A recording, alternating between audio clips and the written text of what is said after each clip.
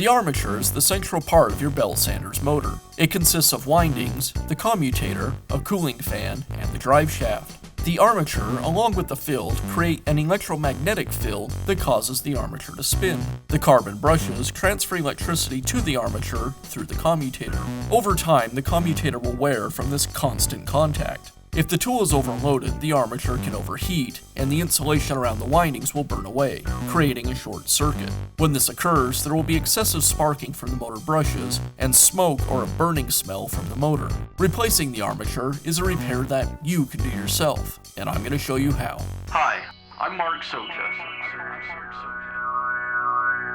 Do-it-yourself repairs like these are easier than you might think.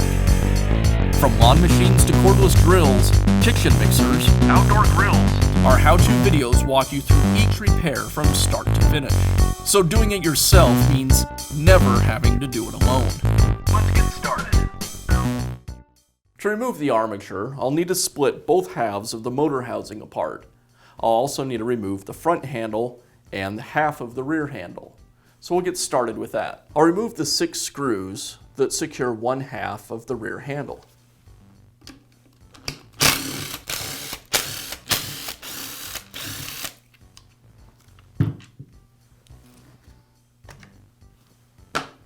And now I'll remove the front knob.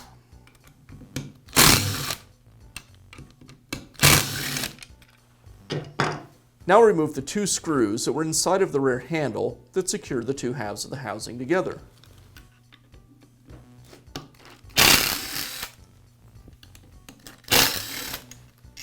On the other side of the sander, there's 3 more screws that you'll need to remove. You don't need to worry about removing any of these lower screws.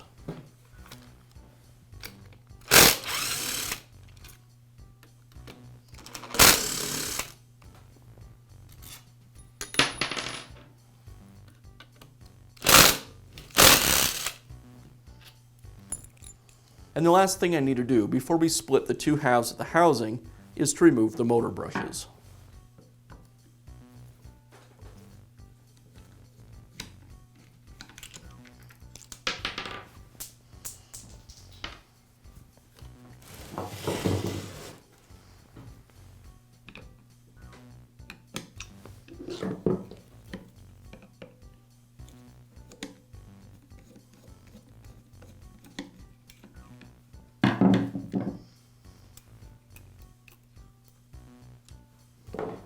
And now I can split the 2 halves of the motor housing.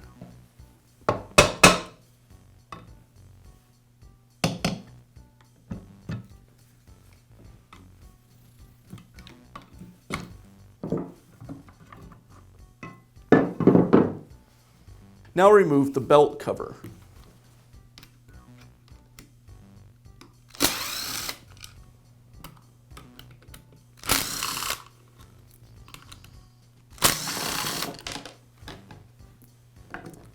Now I need to remove the belt so I can remove the upper pulley. The easiest way to remove the belt is to remove the lower pulley. To do that, I'll use a pair of needle nose pliers. I'll secure the pulley with the needle nose pliers and then use an Allen wrench to turn the center shaft. This is a reverse thread.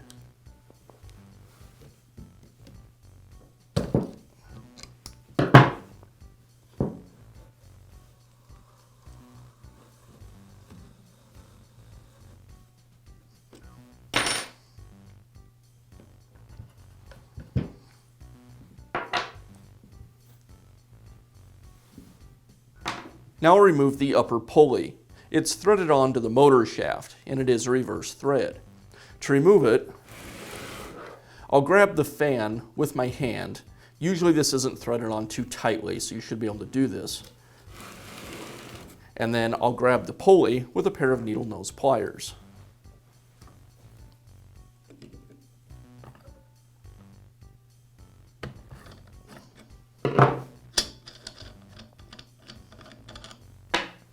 Now I can remove the armature. I'll use a rubber mallet to tap the shaft out from the pulley side. Now I can install the new armature. You'll want to make sure that you place the armature through the air guide and through the inner housing.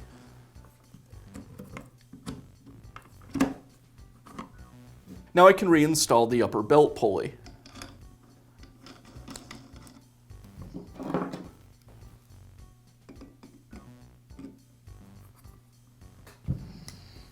Now I can reinstall the belt. I'll place it over the upper pulley, then align the lower pulley onto the belt and secure it.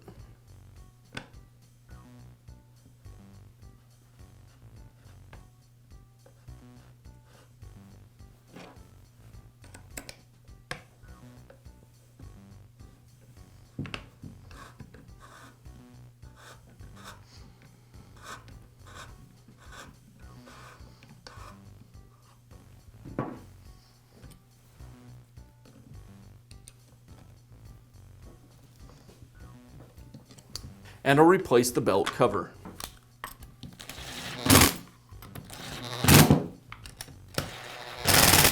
Now reinstall the motor housing. There's a bearing on one side of the housing that needs to align with the motor shaft. You'll want to make sure that you have the air guide properly aligned so that the screws will pass through it. And there's an alignment pin in the front of the sander. You'll want to make sure that that didn't fall out during disassembly.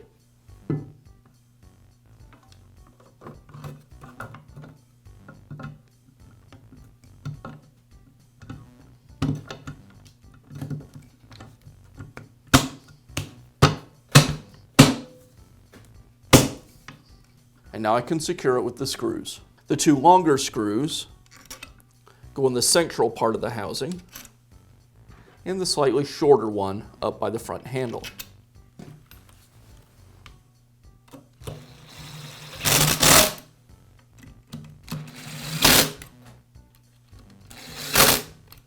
Now replace the two screws that go inside the rear handle housing.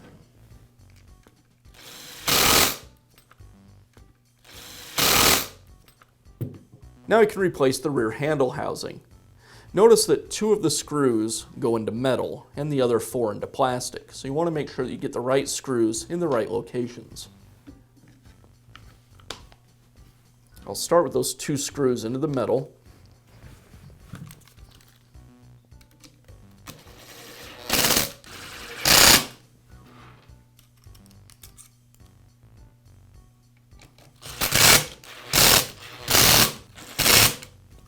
Now I'll reinstall the front handle.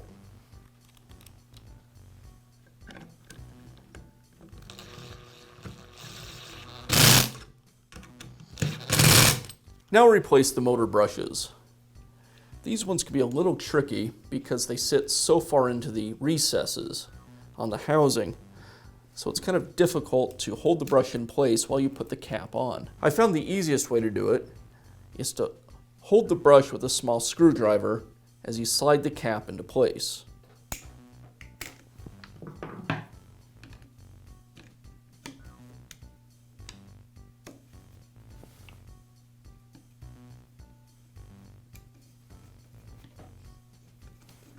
And I'll do the same thing on the other side.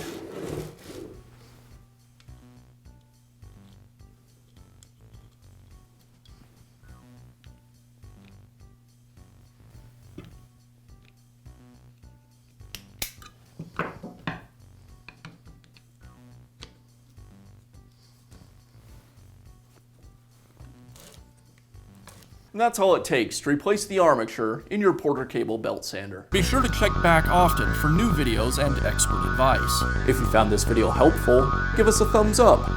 And leave a comment.